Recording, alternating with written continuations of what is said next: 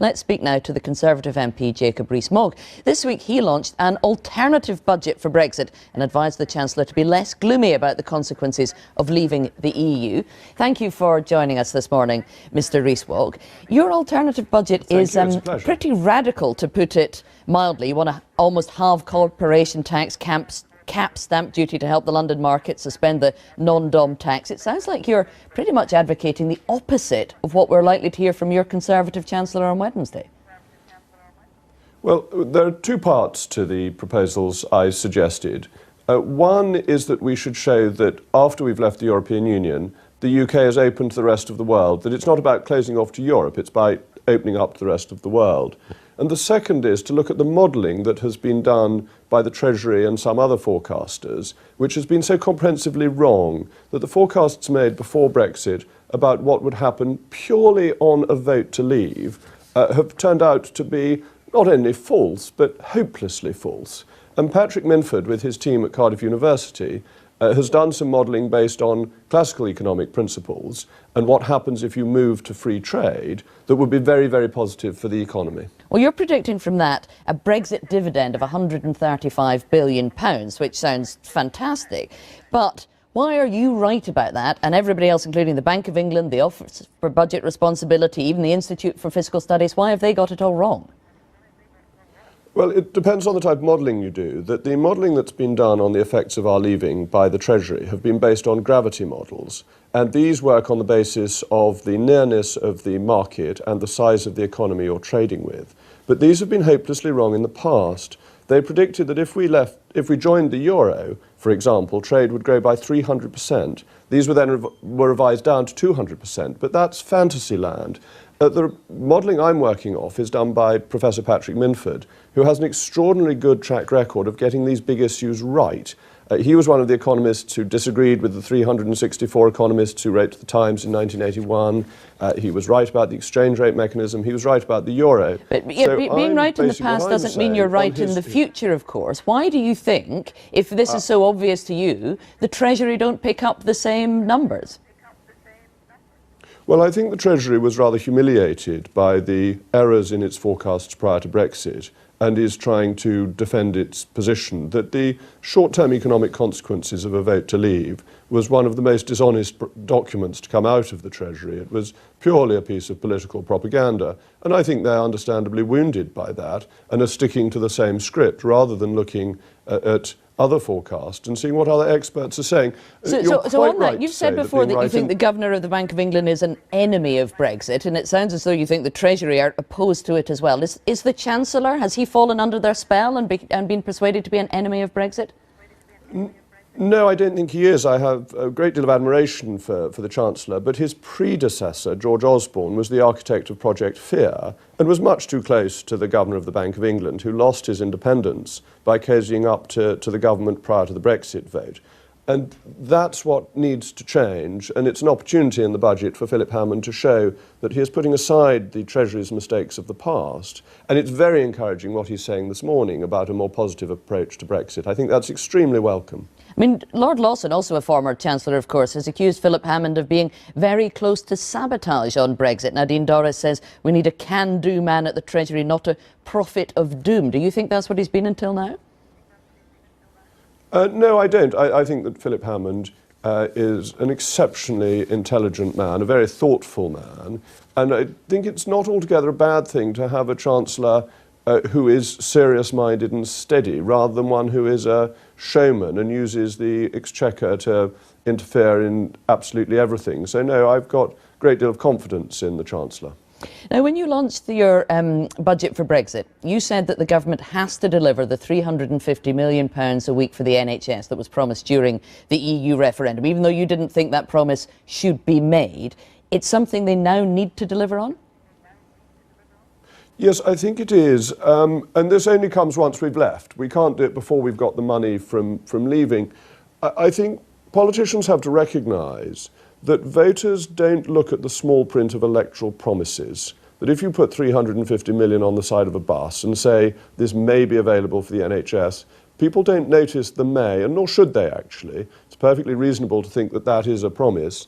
Brexit was won by the Leave campaign, and therefore I think it is very important that that promise is delivered upon.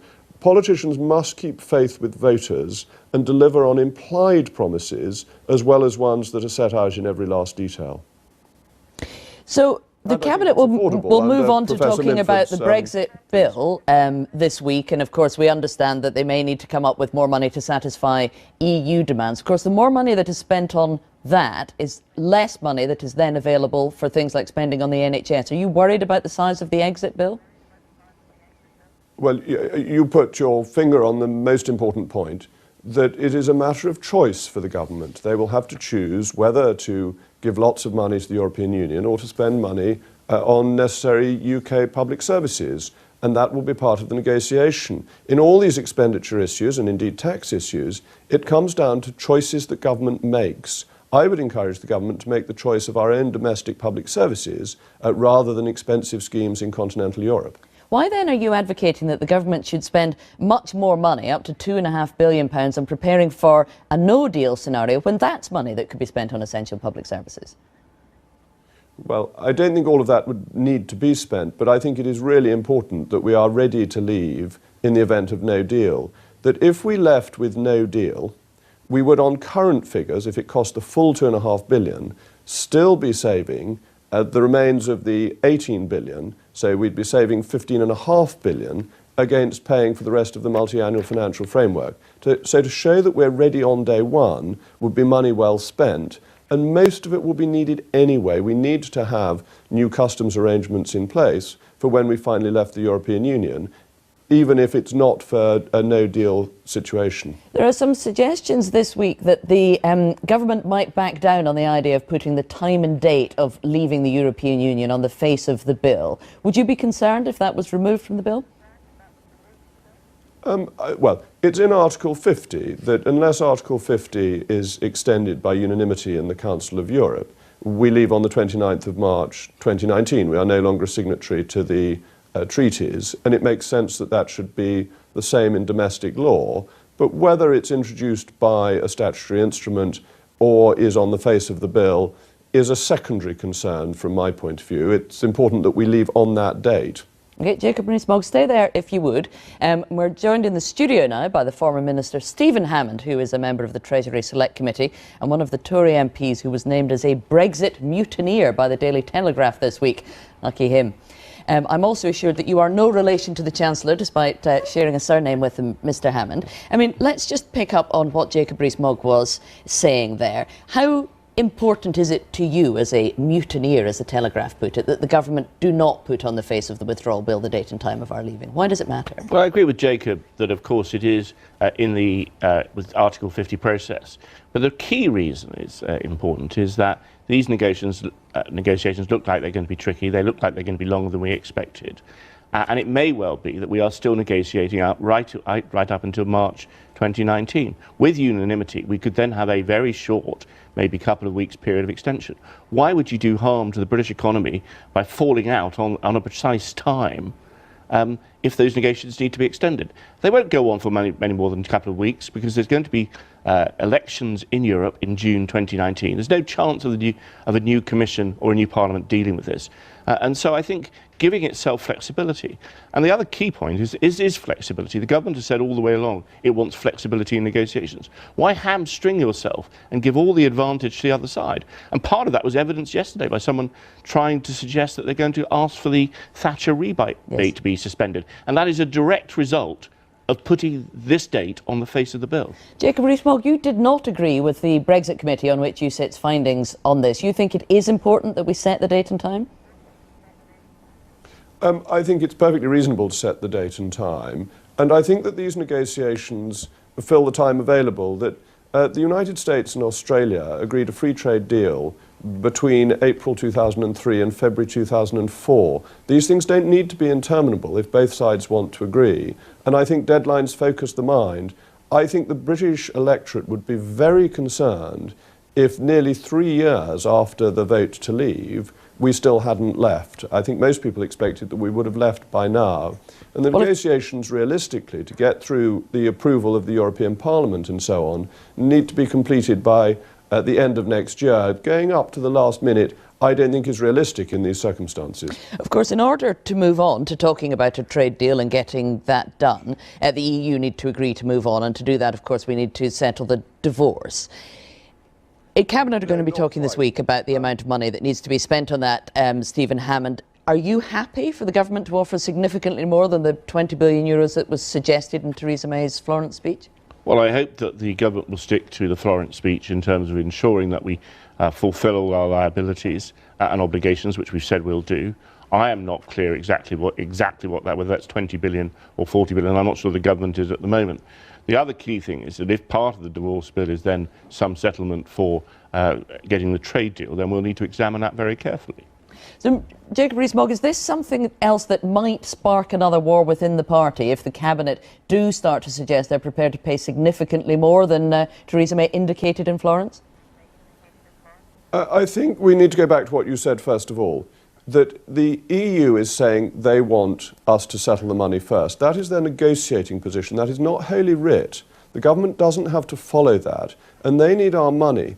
If we don't pay any money for the final 21 months of the multi-annual financial framework, the EU has about £20 billion, 18 to 20 billion pounds gap in its finances. It has no legal authority to borrow, and that means either it's insolvent or the Germans and others have to pay more, or possibly some receive less. So our negotiating position on money is very strong, and we shouldn't fall into the trap of thinking just because Mr. Barnier has said it, it is as if he has received tablets of stone like Moses. He hasn't.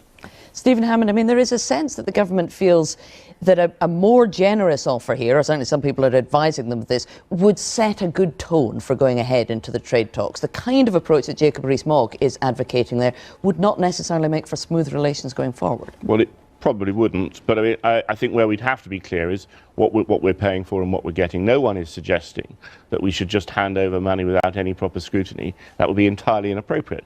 But it may well be entirely appropriate to put money to facilitate international trade, which will secure jobs in this country.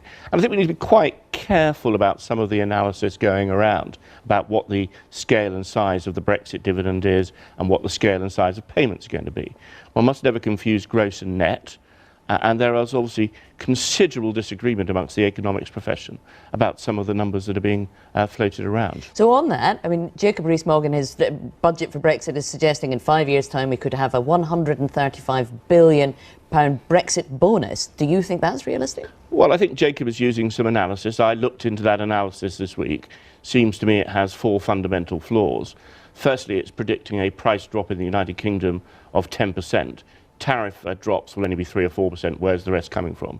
Secondly, it's predicting huge productivity gains across the economy, the like of which we've not seen in 20 years.